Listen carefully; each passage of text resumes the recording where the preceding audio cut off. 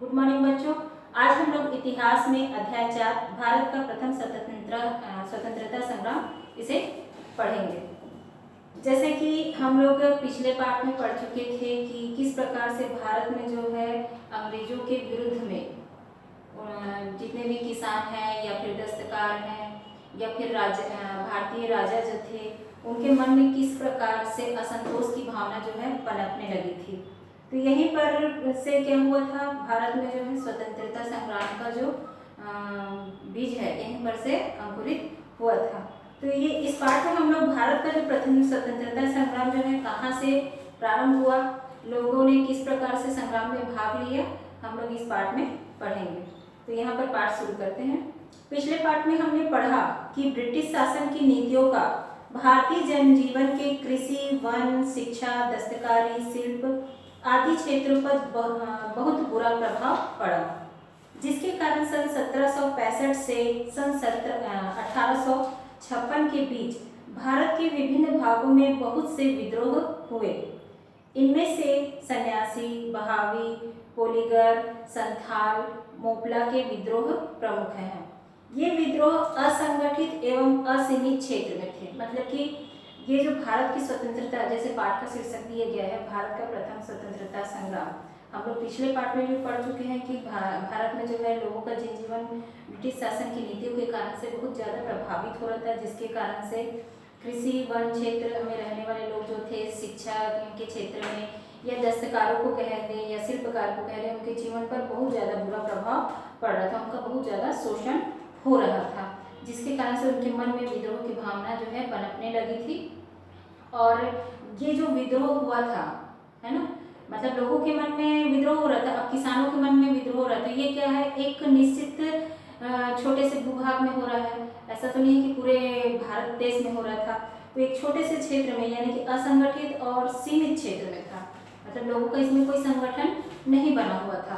तो इसी के कारण से ये क्या हो रहा था कि अंग्रेजों की शक्तिशाली सेना द्वारा इन्हें आसानी से कुचल दिया गया।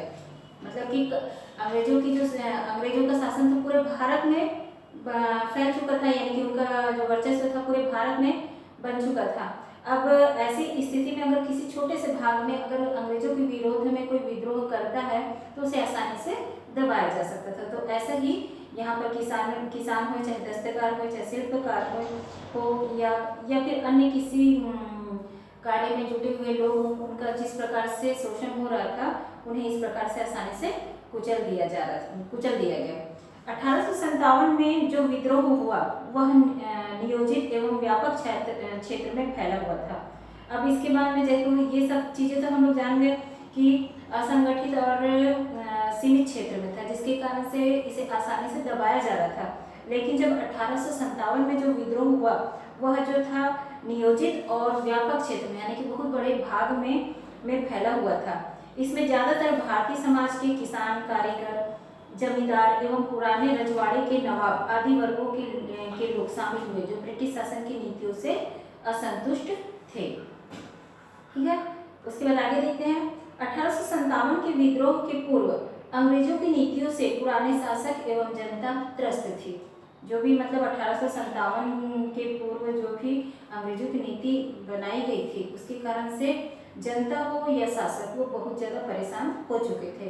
अंग्रेजों ने भारतीय राजाओं से सहायक संधियां की थी, पर जनता उसका पालन अपनी मर्जी के अनुसार ही किया करती थी। राजाओं में डलहौजी की विलय नीति के प्रति बड़ा असंतोष था, जिसमें झांसी, पूना तथा अवध प्रमुख राज्य थे। इनके असंतोष के प्रमुख कारण इस प्रकार थे। यहाँ पर जो राजा डलहौजी की जो विलय नीति थी, जिसके कारण से राजाओं में असंतोष की भावना पनपने लगी थी, और ऐसे राजा जिनको डलहौजी की विलय नीति स्वीकार करनी पड़ी थी, उसमें झांसी था, पूना था और अवध राज्य था। तो वो नीति क्या थी जिसके कारण से राजाओं में असंतोष की भावना पनपने लगी थी, उसे देखते हैं।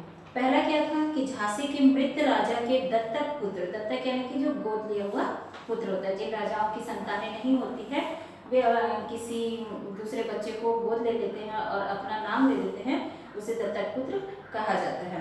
डलहौजी ने उन्हें उत्तराधिकारी नहीं माना, मतलब कि जो भी गोद लिए हुए पुत्र यानी कि दत्तक पुत्र होता था उसको उत्तराधिकारी नहीं माना और 1883 में झांसी राज्य पर अंग्रेजों ने कब्जा कर लिया। मतलब कि अंग्रेजों की नीति इस प्रकार थी कि जिन भी राजाओं की संतानें नहीं है और अगर वह किसी बच्चे को गोद लेता है तो उसे उत्तराधिकारी नहीं माना जाएगा। इस नीति के अनुसार उनके राज्य को अंग्रेजों द्वारा कब्जा कर लिया जाएगा। दूसरा क्या था, 1851 में पेशवा बाजीराव की मृत्यु हो गई। इसके बाद उसके दत्तक पुत्र नानाजी साहब पेशवा को मिलने वाला पेंशन को अंग्रेजों ने बंद कर दिया। अब दूसरा ये क्या था कि जो भी राजा जैसे किसी को गोद लिया है तो उसको क्या होता था, राजा के मरने के बाद में गोद लिया हुआ जो संतान होता था उसको पेंशन दिया जाता था। जैसे कि अभी भी सरकारी जो कर्मचारी थे सरकारी नौकरी में जो रहते हैं, जब उनकी रिटायरमेंट हो जाता है यानी कि सेवा से निवृत्त हो जाते हैं तो उनको क्या होता है, पेंशन मिलता है। तो वैसे ही इन्हें भी पेंशन मिलता था जिसे अंग्रेजों ने बंद कर दिया। तीसरा है, अवध के नवाब वाजिद अली शाह पर कुशासन का आरोप लगाकर उसके राज्य को छीन लिया गया। और उसके बाद में यहाँ पर कुशासन यानी कि राजा पर आरोप लगा दिया कि आप अपने राज्य को भली भांति नहीं चला सक रहे हैं, इसलिए उसके राज्य को छीन लिया। चौथा, अंग्रेजों की नई लगान व्यवस्था से जमींदारों भूमि स्वामियों की शक्ति समाप्त हो गई। ठीक है। इसके बाद अंग्रेजों की इन नीतियों से शासक, सैनिक, जमींदार, भूमि स्वामी, कारीगर आदि सभी वर्ग के लोग प्रभावित हुए, जिससे उनमें असंतोष की भावना बलवती होने लगी। तब यहाँ तक आप लोग समझ गए होंगे कि असंतोष की भावना किस प्रकार था। इसके बाद देखते हैं किसानों और दस्तकारों की बदतर हालत, यानी कि इस प्रकार की नीतियां जो हैं अंग्रेजों द्वारा लागू की जा रही थी। किसानों और दस्तकार की बदतर हालत कैसे हुई इसे देखते हैं। आपने पिछले पाठ में पढ़ा कि अंग्रेजों की विभिन्न भू राजस्व नीतियों के परिणाम स्वरूप किसानों की हालत पहले से ही खराब थी। मतलब कि आप लोग देखे थे कि स्थायी बंदोबस्त की नीति थी, रैयतवाड़ी व्यवस्था थी, भू राजस्व व्यवस्था थी। इस प्रकार की कई नीतियां जो है अंग्रेजों द्वारा लागू की गई थी, जिसके परिणाम स्वरूप क्या हो रहा था, किसानों की हालत जो है बहुत ज़्यादा खराब होने लगी थी। उन्हें साहूकारों से कर्ज लेना पड़ता था। साहूकार बड़ी कठोरता से कर्ज वसूलते थे। किसानों को उनके लिए अपनी जमीन जायदाद को भी बेचना पड़ा। मतलब कि क्या होता था कि जो भी नीतियां लागू किया जा रहा था जिसके कारण से उनको अंग्रेजों को कर देना पड़ता था और कर नहीं पटा सकने की स्थिति में वे साहूकारों से कर्ज लेते थे। और साहूकार से कर्ज लेते तो साहूकार तो अपना कर्ज वसूलेगा ही। तो जब वह साहूकार अपने कर्ज को वसूलने के लिए बहुत ही कठोरता से मतलब अपने कर्ज को वसूलते थे, जिसके कारण से किसानों को क्या होता था कि अपनी जो भी जमीन जायदाद होता था उसको वो उसे बेचना पड़ता था। इससे किसान जो है बेरोजगार हुए, क्योंकि वे स्वयं अपने खेतों में अनाज उगाते थे। अब वो अपने खेतों को ही बेच देंगे तो उनके पास में कोई कार्य नहीं रहेगा। इस प्रकार से वे बेरोजगार हो गए। इस प्रकार आम लोगों में कंपनी शासन के प्रति असंतोष की भावना पनपने लगी। इसके अतिरिक्त कंपनी की पक्षपातपूर्ण चुंगीकरण नीति के कारण भारतीय दस्तकार एवं शिल्पी भी बेरोजगार हो गए।